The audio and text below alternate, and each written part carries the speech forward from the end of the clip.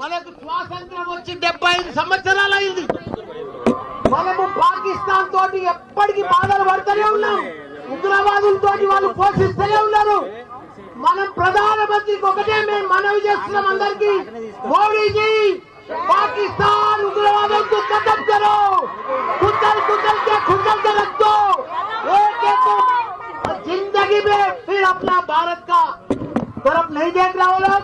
उग्रवादों को पूरा पाकिस्तान ప్రపంచంలో చిత్రపటంలోనే పాకిస్తాన్ కనిపిస్తుంది. నెక్స్ట్ మనం 75 సంవత్సరాల మంది బాధపెడుతున్నారు.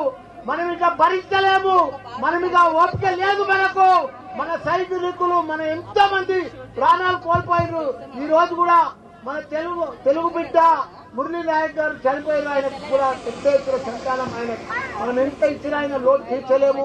ఆయన కుటుంబానికి కూడా చెప్తున్న మనం మాత్రం ఇప్పుడు వదిలేదే లేదు. మన భారత సైనికులకు మొత్తం ధైర్యంగా మేము డాక్టర్లము, ఇంజనీర్లము, ప్రొఫెసర్లము, లీడర్లము, మా టీఆర్ఎస్ పార్టీ మొత్తం మీకు మద్దతు ఇస్తుంది. మీరందరూ కూడా పోరాడి ఆ ఉగ్రవాదులను మొత్తం ఖతం చేయాలని కోరుకుంటున్నా. జై జవాన్.